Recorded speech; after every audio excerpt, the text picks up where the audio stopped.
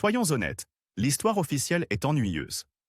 Les vraies histoires, celles qu'on nommait, parlent du jour où une reine morte a été couronnée, d'une armée qui a envahi par accident 3 fois le même pays et d'une guerre qui s'est décidée grâce à un seul potage. Ce n'est pas l'histoire des rois et des conquérants. C'est la chronique officielle des échecs les plus grandioses et des absurdités les plus totales de l'Europe. 1. Commençons dans l'Angleterre du XVIIIe siècle, une époque où la science médicale était, disons-le, encore en chantier. Voici Mary Toft, une femme qui a réussi l'une des impostures les plus audacieuses de l'histoire en convainquant les meilleurs médecins du pays qu'elle accouchait de lapins. Pas une métaphore, de vrais lapins. L'histoire a fait l'effet d'une bombe et est devenue une obsession nationale. Des chirurgiens et des médecins, dont l'un envoyé par le roi Georges Ier en personne, se sont déplacés pour assister à ce miracle médical. Pendant un court moment, ils ont été totalement déroutés. Était-ce une nouvelle frontière de la biologie humaine? Non. Mary se contentait d'introduire manuellement dans son corps des morceaux de lapin mort, puis de les mettre au monde. L'aveu final a laissé le corps médical complètement humilié, prouvant que même des esprits brillants peuvent être égarés par une histoire vraiment bizarre et un manque de bon sens. 2. Dans le Portugal du XIVe siècle, nous trouvons une histoire d'amour et de vengeance si extrême qu'elle ressemble à quelque chose tout droit sorti d'un film d'horreur gothique. Inès de Castro était la maîtresse bien-aimée du prince Pedro. Quand son père, le roi, la fit brutalement assassiner pour des raisons politiques, Pedro fut consumé par le chagrin et la rage. Des années plus tard, en accédant au trône, le roi Pedro Ier exerça sa glaçante vengeance. Il fit exhumer le cadavre d'Inès, l'habilla des plus somptueux atours royaux et l'installa sur le trône à ses côtés pour une cérémonie de couronnement complète. Puis, dans une démonstration de pouvoir véritablement macabre, il força chaque noble de sa cour à s'approcher de son corps en décomposition, à s'incliner et à baiser sa main squelettique, la reconnaissant comme leur seule et unique reine. C'était un message terrifiant et inoubliable sur l'amour, la loyauté et la folie absolue d'un roi en deuil. 3. La Suisse est mondialement renommée pour sa neutralité et sa précision. Son armée, cependant, semble avoir un problème récurrent avec la géographie, en particulier lorsqu'il s'agit de son minuscule voisin, le Liechtenstein. L'armée suisse a envahi par accident la principauté à 3 reprises. La plus récente, et sans doute la plus drôle, a eu lieu en 2007.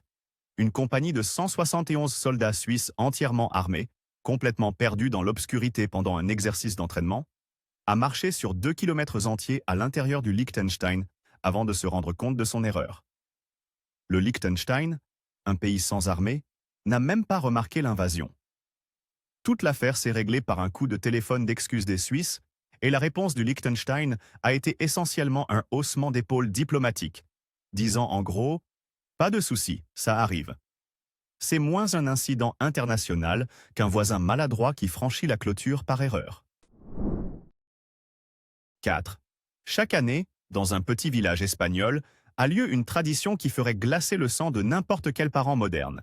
Elle s'appelle El Colacho, mais elle est plus connue sous le nom de Festival du saut de bébé.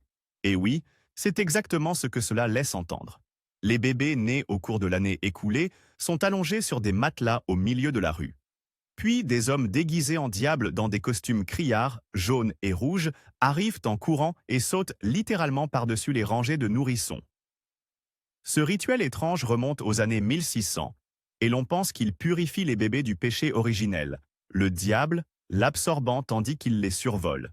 C'est un spectacle à couper le souffle, terrifiant et absolument unique, qui mêle foi, tradition et un niveau de risque tout simplement impensable ailleurs dans le monde moderne. 5. Pendant plus de 200 ans, Paris, capitale incontestée de la mode mondiale, a eu une loi qui rendait techniquement illégal pour les femmes de porter des pantalons.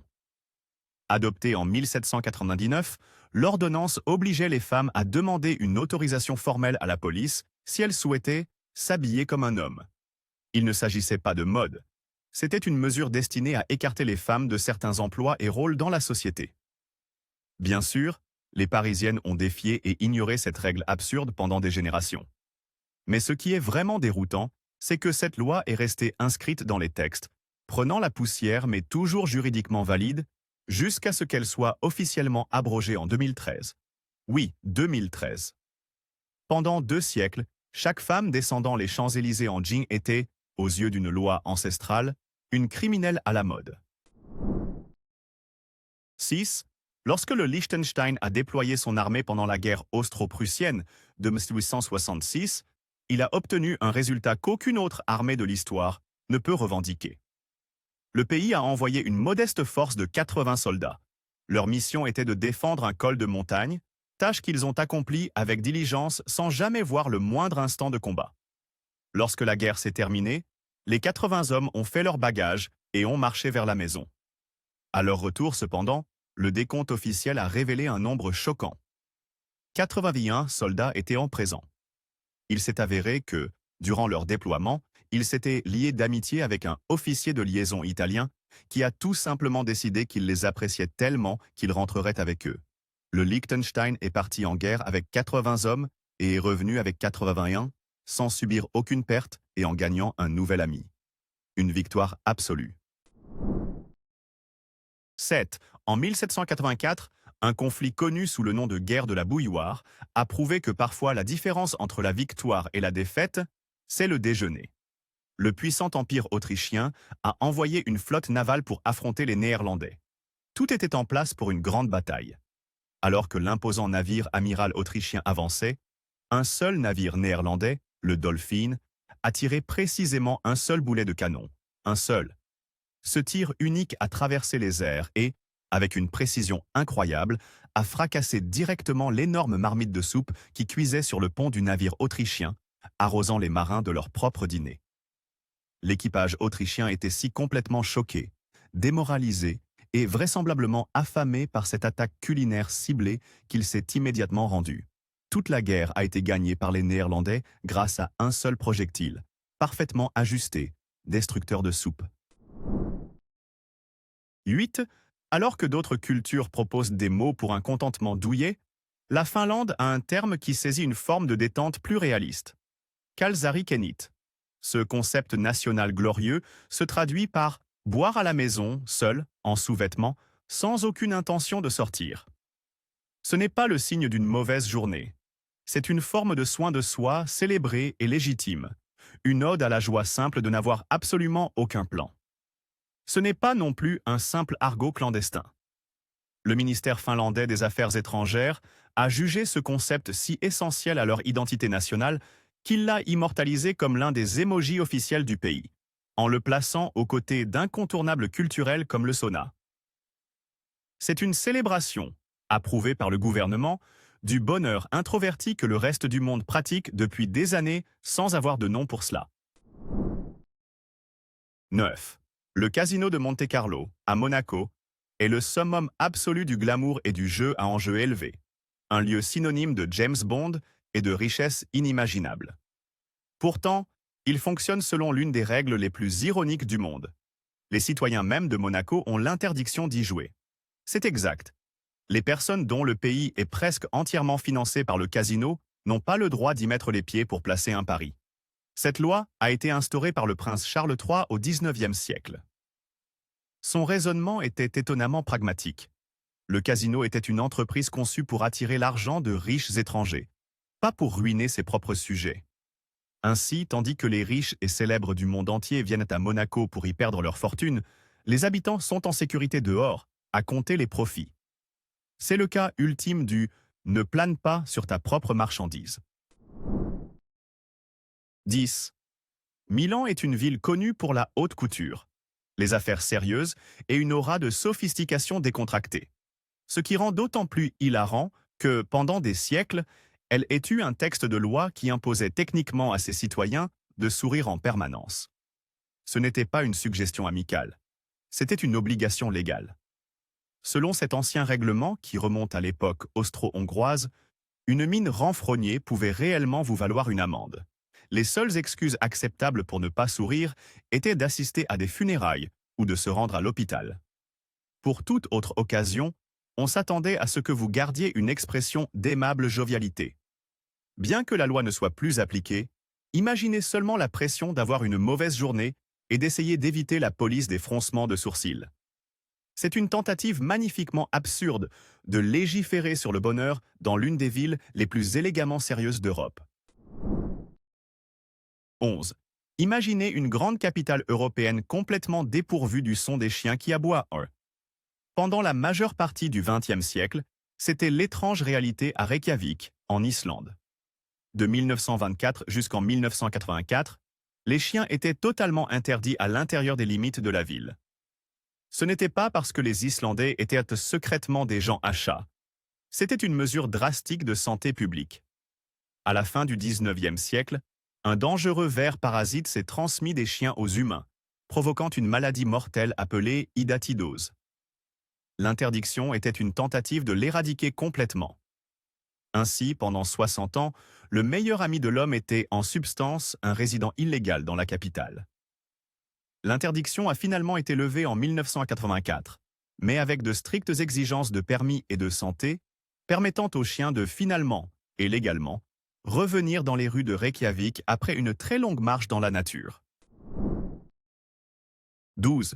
Le Portugal possède certaines des plus belles plages d'Europe, parfaites pour se baigner, surfer et profiter du soleil. Mais si vous ressentez un certain appel de la nature pendant que vous êtes dans l'eau, vous feriez mieux de résister. En effet, il est techniquement illégal d'uriner dans l'océan au Portugal. Cette loi, visant à préserver l'hygiène publique et la propreté du littoral, pose un défi d'application plutôt considérable. On est en droit de se demander comment, exactement, cela est contrôlé. Y a-t-il des agents en civil qui font la planche? Utilisent-ils une forme de technologie de détection avancée?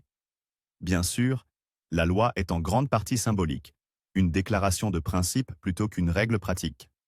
Pourtant, elle figure toujours dans les textes comme un rappel hilarant que, si vous pouvez ne faire qu'un avec l'océan, il y a certaines contributions que vous êtes légalement interdit d'y apporter. 13. La Finlande semble avoir le monopole des passe-temps nationaux bizarres, et le championnat du monde de portage d'épouses est peut-être le plus grand de tous.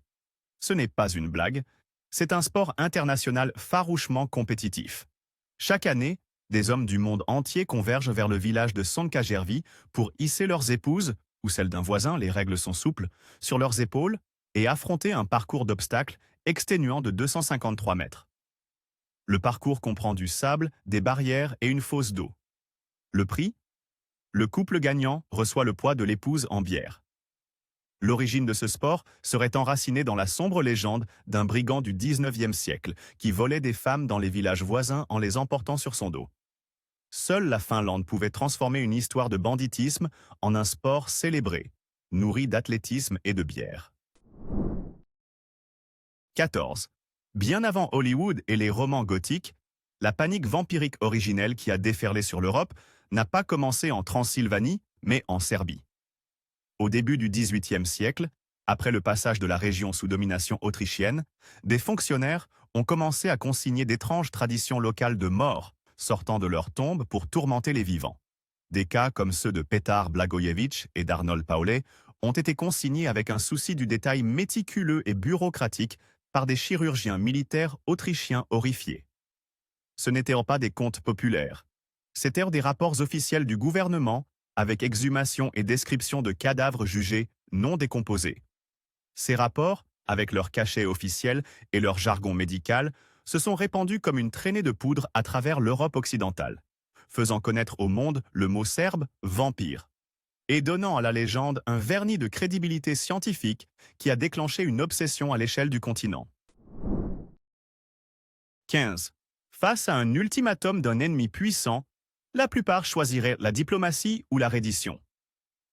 Les Cosaques zaporogues d'Ukraine ont choisi le sarcasme militarisé. Au XVIIe siècle, lorsque le sultan ottoman Mehmed IV exigea leur soumission, les Cosaques se réunirent et rédigèrent ce qui est peut-être la lettre la plus glorieusement insultante de l'histoire diplomatique. Au lieu de se plier à son autorité, ils s'adressèrent à lui dans un torrent d'invectives créatives, le qualifiant de marmiton babylonien, de brasseur de Jérusalem, de chevrier d'Alexandrie et d'autres titres beaucoup moins répétables. Cette lettre légendaire, immortalisée dans un tableau célèbre, est un chef-d'œuvre de défi, prouvant que l'on n'a pas toujours besoin d'une armée pour riposter. Parfois, l'arme la plus puissante est un vocabulaire partagé d'insultes véritablement épiques. 16. Si vous voyagez aujourd'hui à travers l'Albanie, vous verrez la campagne ponctuée de milliers d'étranges dômes de béton ressemblant à d'immenses champignons gris. Ce sont les vestiges de l'un des projets architecturaux les plus paranoïaques de l'histoire. Pendant ces 40 années de règne brutal, le dictateur communiste Enver Hoxha est devenu obsédé par l'idée d'une invasion étrangère venant littéralement de n'importe qui et de tout le monde. Sa solution a été de lancer un vaste programme de bunkerisation, construisant environ 173 000 bunkers en béton à travers la petite nation. Il y en avait un pour 11 citoyens. Ces casemates indestructibles ont été installées sur les plages, dans les montagnes, dans les villes et sur les terrains de jeu, mais n'ont jamais servi à l'usage auquel elles étaient destinées.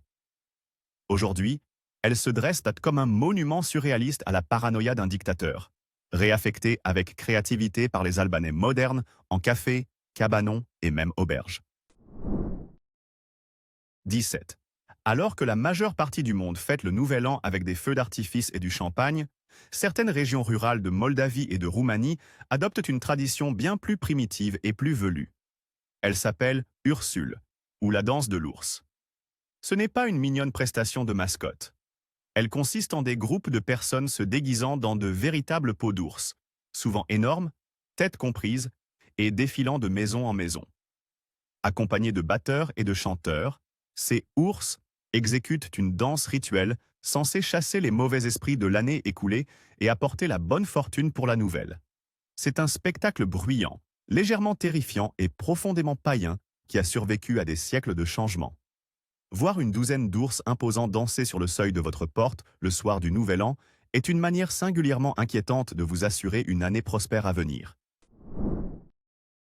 18. De nombreuses armées ont eu des mascottes animales, mais l'armée polonaise pendant la Seconde Guerre mondiale avait un soldat qui se trouvait simplement être un ours. Il s'appelait Wojtek.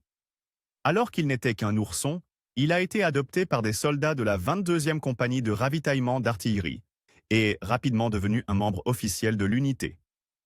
Il ne se contentait pas de remonter le moral. C'était un soldat opérationnel. Wojtek a appris à porter de lourdes caisses de munitions, en particulier durant l'intense bataille de Monte Cassino, sans jamais en faire tomber une seule. En reconnaissance de son service, il a été promu au grade de caporal.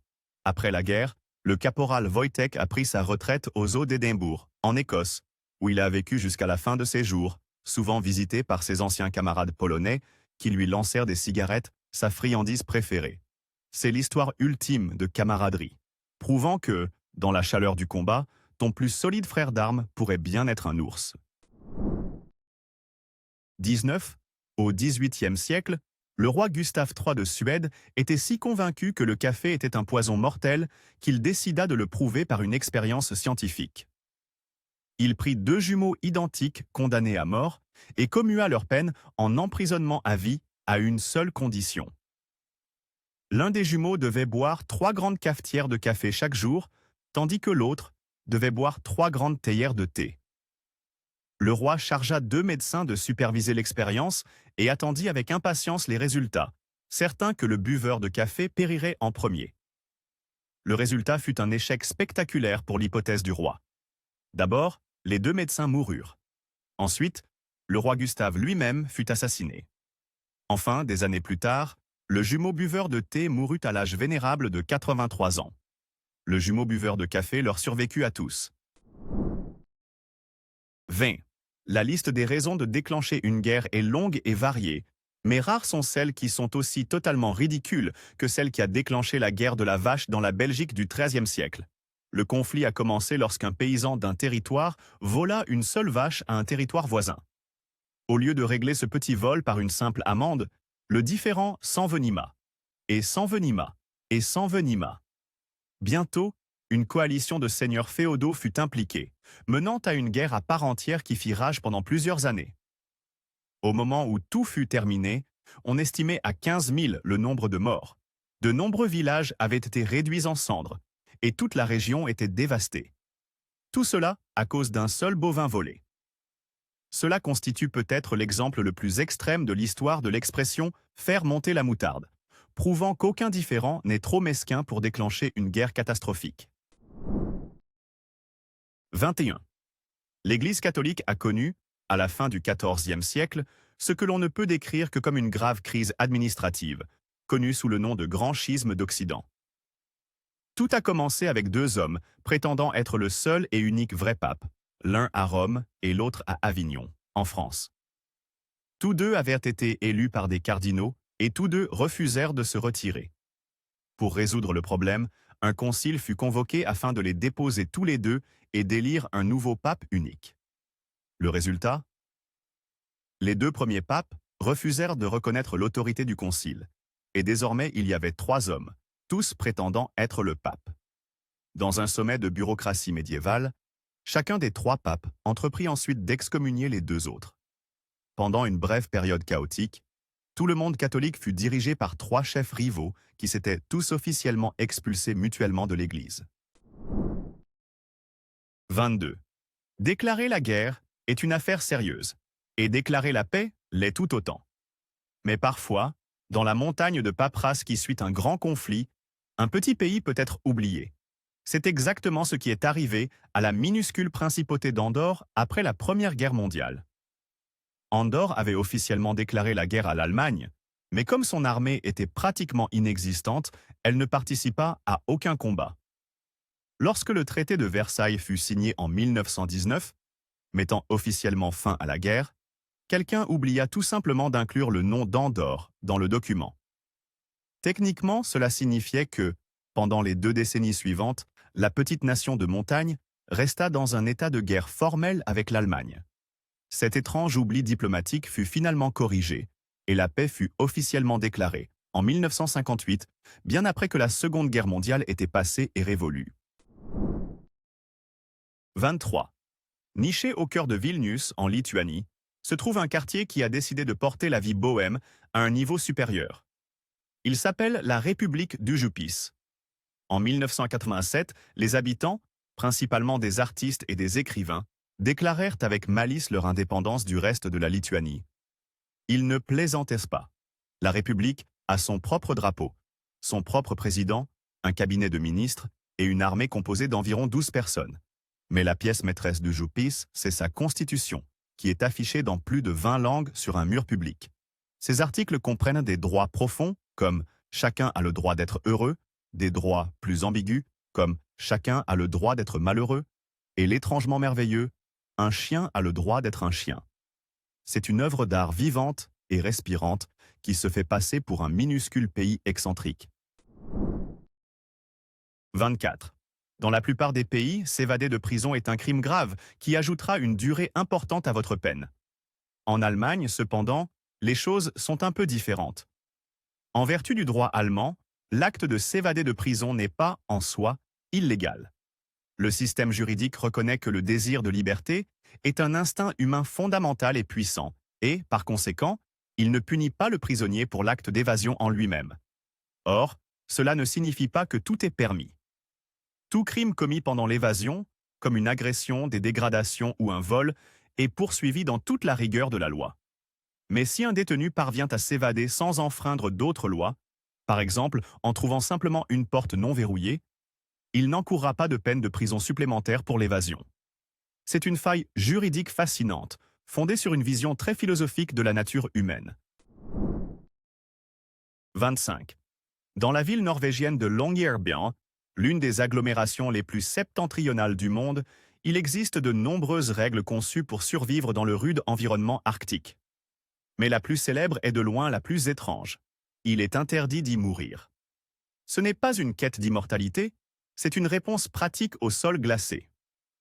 La ville est construite sur une épaisse couche de pergélisol, ce qui signifie que les corps enterrés ne se décomposent jamais.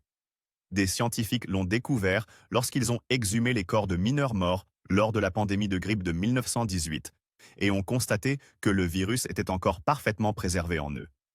Pour empêcher la préservation et une éventuelle future flambée de maladies, le petit cimetière de la ville a cessé d'accepter de nouveaux enterrements il y a des décennies. Toute personne en phase terminale est transportée par avion vers la Norvège continentale pour y vivre ses derniers jours, faisant de la mort à Longyearbyen un cas illégal et très froid. 26.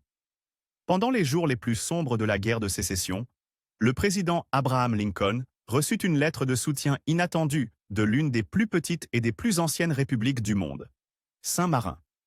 Les dirigeants de cette minuscule nation, enclavée au milieu de l'Italie, écrivirent à Lincoln pour exprimer leur solidarité avec la cause de l'Union.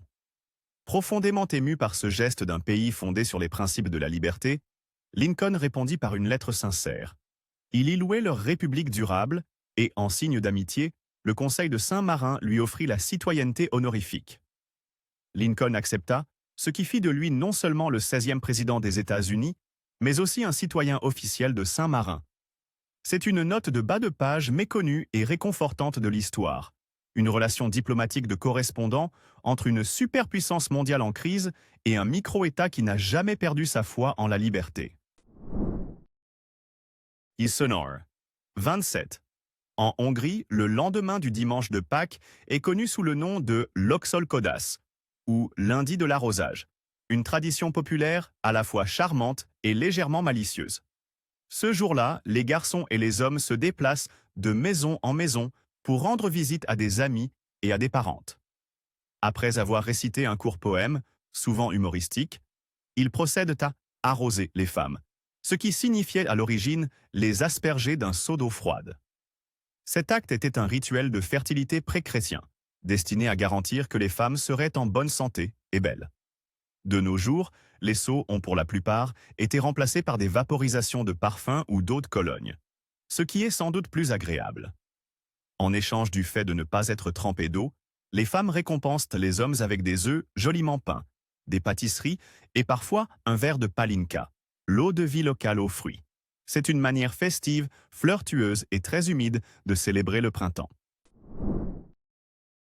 28. Chypre est souvent appelée l'île de l'amour, mais elle pourrait tout aussi bien être appelée l'île des chats. Les compagnons félins sont partout et leur histoire est liée au tout premier fondement de la vie monastique de l'île. Selon la légende, au IVe siècle, Sainte Hélène, la mère de l'empereur Constantin, fonda un monastère à Chypre. Cependant, l'île était envahie de serpents venimeux, rendant la vie sur place périlleuse. Sa solution fut une véritable leçon de lutte biologique contre les nuisibles. Elle fit expédier des centaines, certains disent des milliers, de chats depuis l'Égypte et la Palestine. Les chats furent lâchés pour chasser les serpents, et un monastère, aujourd'hui connu sous le nom de Saint-Nicolas des chats, fut établi pour prendre soin de cette armée féline. À ce jour, l'importante population de chats à Chypre est considérée comme un héritage vivant de cette ancienne solution, très poilue, à un problème rampant. 29. Au XVIIe siècle, un érudit, poète et ecclésiastique biélorusse nommé Siméon de Polotsk était un homme bien en avance sur son temps. En tant que précepteur des enfants du tsar de Russie, il joua un rôle clé pour apporter dans la région les idées des Lumières d'Europe occidentale.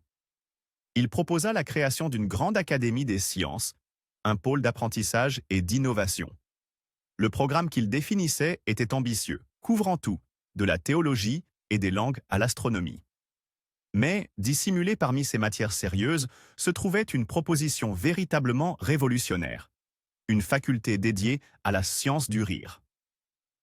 Siméon croyait que l'humour et la comédie n'étaient pas de simples distractions frivoles, mais des sujets essentiels dignes d'une étude universitaire. Hélas, son académie visionnaire ne fut jamais pleinement réalisée, privant le monde de ce qui aurait assurément été le département universitaire le plus divertissant de l'histoire. 30. Les récits du baron de Munchausen, un noble qui chevauche des boulets de canon, voyage jusqu'à la Lune et se sort d'un marais en se tirant lui-même par les cheveux, sont des œuvres légendaires de la fantaisie. Mais le baron lui-même a bel et bien existé. Hieronymus Karl Friedrich, Freiherr von Munchausen, était un aristocrate allemand du XVIIIe siècle, né à Bodenwerder, mais ayant passé une grande partie de sa carrière militaire au service de l'Empire russe, en garnison dans ce qui est aujourd'hui la Lettonie. Après s'être retiré sur son domaine, il devint célèbre pour raconter à ses convives des histoires outrageusement exagérées sur ses aventures militaires. Un écrivain allemand les recueillit anonymement et les enjoliva, faisant du baron réel un symbole international de l'exagération ridicule. Le baron véritable n'aurait, dit-on, pas goûté cette nouvelle célébrité littéraire de plus grand menteur du monde. 31. Le Luxembourg est l'un des pays les plus riches du monde, mais il maintient sa richesse grâce à une planification financière prudente. Ce pragmatisme s'est un jour étendu à l'ensemble de son armée de l'air. Pendant un temps, les forces armées luxembourgeoises se composaient d'une petite armée et d'une modeste composante aérienne, qui comprit à un moment donné seulement 2 avions militaires de patrouille. Cependant, le gouvernement réalisa vite que le coût d'exploitation, d'entretien et de stationnement de ces 2 avions était tout simplement trop élevé pour une nation si petite. Alors, dans un geste de responsabilité budgétaire ultime, ils les ont tout simplement vendus. Les 2 avions ont été cédés à une compagnie aérienne privée, dissolvant de fait du jour au lendemain la capacité aérienne de combat du pays. C'est un exemple hilarant d'un pays qui regarde son budget militaire, hausse les épaules et décide qu'il préfère garder l'argent. 32. En 1798, un jeune général ambitieux, nommé Napoléon Bonaparte, fixa son attention sur l'île stratégique de Malte, alors contrôlée par les légendaires chevaliers de Saint-Jean. Un assaut direct contre les formidables fortifications de l'île aurait été une affaire longue et sanglante.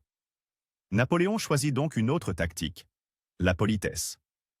Il fit entrer son immense flotte dans le Grand Harbour et demanda simplement aux chevaliers l'autorisation d'accoster et de faire le plein d'eau douce. Le grand maître des chevaliers, méfiant quant aux intentions de Napoléon, mais tenu par les règles de l'hospitalité, accepta de ne laisser entrer que quelques navires à la fois. C'était l'ouverture dont Napoléon avait besoin. Une fois dans le port, ses soldats se retournèrent rapidement contre leurs hôtes et, avec une résistance minimale, les Français capturèrent toute l'île sans une seule grande bataille, prouvant que, parfois, la manière la plus facile de conquérir une forteresse est de frapper à la porte d'entrée et de demander gentiment. 33. Dans la nuit du 6 janvier 1839, l'Irlande fut frappée par une tempête si violente et si surnaturelle qu'elle s'inscrivit dans la psyché nationale sous le nom de Oish-na Gawite Muar, ou la nuit du grand vent. Ce n'était pas seulement une mauvaise tempête. C'était un événement météorologique aux proportions apocalyptiques. Une tempête de force ouragan rugit sur l'ensemble de l'île, rasant un pourcentage énorme des maisons du pays, des bâtiments de pierre de Dublin aux cabanes de boue de l'Ouest. Le vent était si assourdissant que des gens rapportèrent qu'il ressemblait à des armées hurlantes. Il fit voler des poissons hors des rivières et dispersa des meules de foin sur des kilomètres, laissant la campagne comme si elle avait été peignée par un géant. Pour une population profondément religieuse, ce n'était pas seulement de la météo, c'était un signe. Beaucoup étaient convaincus que le jour du jugement était enfin arrivé, une croyance encore renforcée lorsque la tempête, enfin, de façon inquiétante, s'apaisa à l'aube. 901. Il est donc clair que le passé était un chaos total, dirigé par des décideurs pour le moins discutables. Nous n'avons fait qu'effleurer la surface de ce cirque d'absurdité à l'échelle du continent. Maintenant, nous vous passons la parole. Nous savons que nous avons manqué quelques pépites. Quel est le fait historique le plus bizarre, dans votre coin du monde, que nous avons été complètement aveugles à ignorer? Les commentaires sont désormais l'archive officielle de ce qui aurait dû être le numéro 34. Si vous avez aimé cette plongée dans la folie historique, explosez ce bouton « J'aime » et abonnez-vous pour en voir plus.